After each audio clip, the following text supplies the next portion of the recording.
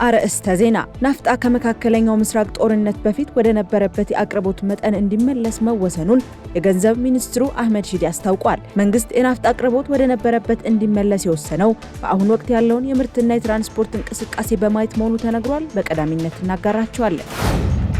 ጊዜያቸው ሳይደርስ የሚወለዱና የሰውነት ክብደታቸው ከእርግዝና እድሜያቸው አንጻር ዝቅተኛ የሆኑ ህጻናት ለሞት ከፍተኛውን ድርሻ እንደሚይዙ የአርማውር ሃንሰን የጥናትና ምርምር ማዕከል ገልጿል። ነግራቸዋለን።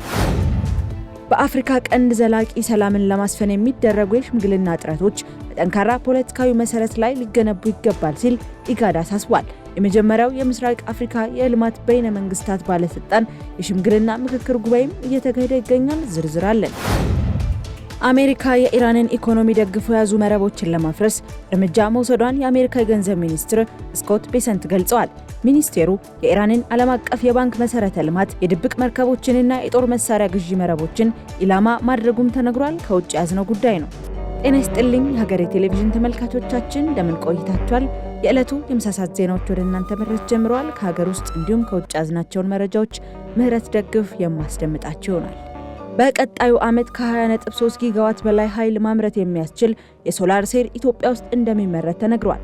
ይህንን ያሉት ጠቅላይ ሚኒስትር አብይ አህመድ በሐዋሳ ኢንዱስትሪ ፓርክ ውስጥ ወደ ስራ የገቡት ሶስቱ የሶላር ሴል ማምረቻ ፋብሪካዎች 11.3 ጊጋዋት ንጹህ ኃይል ያመርታሉ ብለዋል። በደብረ ብርሃን 3 ጊጋዋት፣ በአዲስ አበባ 2 ጊጋዋት ማምረት የሚያስችሉ ስራዎች መጀመራቸውን ጠቅሰው አጠቃላይ በቀጣዩ ዓመት ከ20.3 ጊጋዋት በላይ ኢነርጂ ማምረት የሚያስችል የሶላር ሴል እንደሚመረት ተናግረዋል።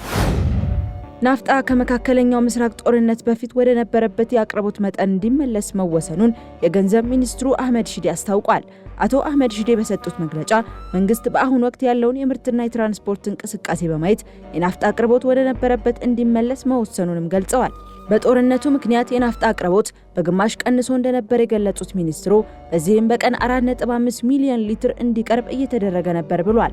አሁን ላይ ግን ከጦርነቱ በፊት ይቀርብ የነበረው በቀን 9 ሚሊዮን ሊትር ናፍጣ እንዲገባ ስለመወሰኑ ጠቁመዋል። ለዚህም መንግስት ለነዳጅ ድጎማ በወር ተጨማሪ 20 ቢሊዮን ብር እንደሚያወጣም ገልጸዋል። ናፍጣው ከጅቡቲ ወደ አዲስ አበባ መጓጓዝ ጀምሯል ያሉት ሚኒስትሩ አጠቃላይ የነዳጅ ድጎማም ከ300 ቢሊዮን ብር ማለፉን ጠቁመዋል። ቤንዚንና የአውሮፕላን ነዳጅ ከጦርነቱ በፊት በነበረው ልክ እየቀረበ እንደሆነ አንስተዋል። በተያያዘም ባለፉት 2 ወራት ገደማ ለነዳጅ ተጨማሪ ወጪ 100% ገደማ መደረጉን ዶክተር አብይ አህመድ የገለጹ ሲሆን በዚህም በወር እስከ 20 ቢሊዮን ብር ድጎማ እየተደረገ መሆኑንም ጠቅላይ ሚኒስትሩ ገልጸዋል።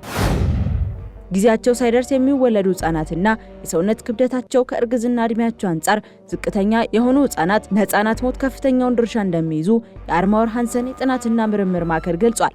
ማዕከሉ ፕሮባዮቲክስ ወይም በምግብ መልክ የሚሰጡ ጠቃሚ ባክቴሪያዎችን የያዙ ግብዓቶችን ለህጻናት በመስጠት ለህልፈት የሚያጋልጡ የጤና ችግሮችን መቀነስ እንደሚቻል ሳይንሳዊ ጥናቶች ያሳያሉም ብሏል። በዚሁ መሰረት ይህን ፕሮባዮቲክስ በመስጠት ጊዜያቸው ሳይደርስ የሚወለዱ ህጻናትና የሰውነት ክብደታቸው ከእርግዝና እድሜያቸው አንጻር ዝቅተኛ የሆኑ ህጻናትን የጤና ሁኔታ ማሻሻልና የሞት ቁጥርን መቀነስ ይቻል እንደሆነ ለመፈተሽ የሚያስችል አዲስ የክሊኒካል ጥናት ለመጀመር ዝግጅት እየተደረገ ስለመሆኑም አመላክቷል።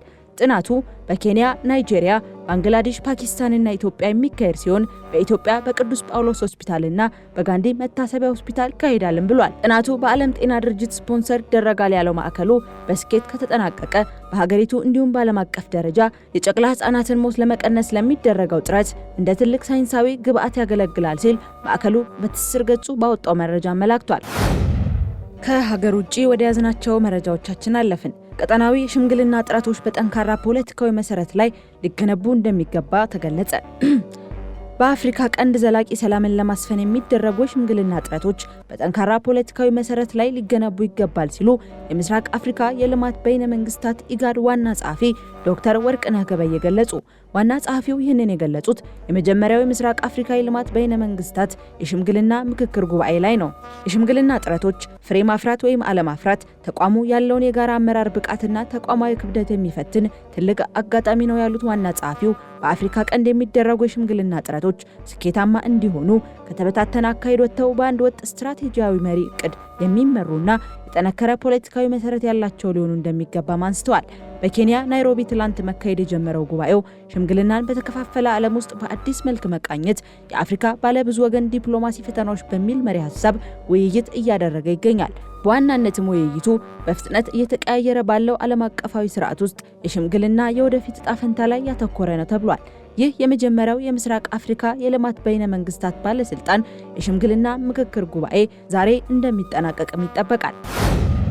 የአሜሪካ ገንዘብ ሚኒስቴር በቴህራን ላይ ያለውን የፋይናንስ ጫና እንዳጠናከረና የኢራንን ኢኮኖሚ ደግፎ የያዙ መረቦችን ለማፍረስ እርምጃ መውሰዱን የአሜሪካ ገንዘብ ሚኒስትር ስኮት ቤሰንት ገልጸዋል።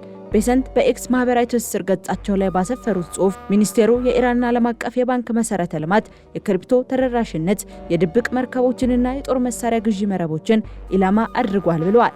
እነዚህ እርምጃዎች በቀጠናው ለሚገኙ የኢራን ተወካዮች የሚደረገውን የገንዘብ ድጋፍና የኢራንን የነዳጅ ንግድ ለሚደግፉ ገለልተኛ የሆኑ የቻይና ቲፖት የነዳጅ ማጣሪያዎችንም ይመታሉ ብለዋል። እነዚህ እርምጃዎች የኢራንን መንግስት የፋይናንስ ድጋፍ ለማድረግ ይውሉ የነበሩ በ10 ቢሊዮን ዶላር የሚቆጠር ገቢ እንደሚያስተጓጉሉም ተነግሯል። በዚህ የተነሳ በኢራን የዋጋ ግሽበት ማሻቀቡ የተነገረ ሲሆን የገንዘቧም የመግዛት አቅም አሽቆልቁሏል። አሜሪካ በኢራን ወደቦች ላይ ተጣለውን እገዳ ጨምሮ በኢራን ላይ የምታደርገውን የከፍተኛ ጫና ዘመቻ የሀገሪቱን የነዳጅ ንግድ እያስተጓጎለ መሆኑንም ቤሰንት ገልጸዋል። የኢራን ዋነኛ የነዳጅ መላኪያ ማዕከል የሆነው የካርግ ደሴት በቅርቡ የማከማቸት አቅሙ ጣሪያ ላይ እየደረሰ በመሆኑ ይህ አገዛዙን የነዳጅ ምርቱን እንዲቀንስ ያስገድደዋል ብለዋል። ቤሰንት አክለውም ይህ ሁኔታ በቀን ተጨማሪ ወደ 170 ሚሊዮን ዶላር የሚጠጋ የገቢ ኪሳራ እያስከተለና በኢራን የነዳጅ መሰረተ ልማት ላይም ዘላቂ ጉዳት እያደረሰ ነው ብለዋል። ሩሲያ በሞስኮ ቀዩ አደባባይ የምታከብረውን የድል ቀን ወታደራዊ ሰልፍ በድጋሚ እንደምትቀንስ አስታውቃለች። በዘንድሮ ክብረ በዓል ላይ ምንም አይነት ወታደራዊ ትጥቆችና የጦር መሳሪያዎች እንደማይሳተፉ የሀገሪቱ መከላከያ ሚኒስቴር አስታውቋል። ሩሲያ በ1945 ናዚን ያሸነፈበትን ዕለት ለማስታወስ የምታካሂደው ሰልፍ ከዩክሬኑ ጦርነት መጀመር በፊት ግዙፍ ታንኮችንና ሚሳኤሎችን በማሰለፍ ወታደራዊ ጥንካሬዋን ለዓለም የምታሳይበት ነበር። ሆኖም በጦርነቱ ምክንያት ክብረ በዓሉ በከፍተኛ ሁኔታ እየቀነሰ መጥቶ በ2024 አንድ ታንክ ብቻ በማሳየቷ በዩክሬን በኩል መሳለቂያ ሆና እንደነበር ይታወሳል። የሩሲያ መከላከያ ሚኒስቴር ምንም አይነት የጦር መሳሪያ እንደማይቀርብ ቢያረጋግጥም ውሳኔውን በግንባር ካለ የሀብት እጥረት ወይም ከጦርነት ስምሪት ጋር በቀጥታ አላያያዘውም። በተያያዘ ዜና ዩክሬን በመጋቢት ወር ብቻ ከ33000 በላይ ልዩ ልዩ የሩሲያ ድሮኖችን መታ መጣሏን አስታውቃለች። ይህም በ4 ዓመቱ ጦርነት ወቅት በአንድ ወር ውስጥ የተመዘገበ ከፍተኛ ቁጥር እንደሆነ ዘ ኢንዲፔንደንት ዘግቧል። ተመልካቾቻችን ለሰዓቱ የያዝናቸው መረጃዎች እነዚህን ይመስሉ ነበር። ከቀሪ ጣቢያው ፕሮግራሞች ጋር መልካም ቆይታ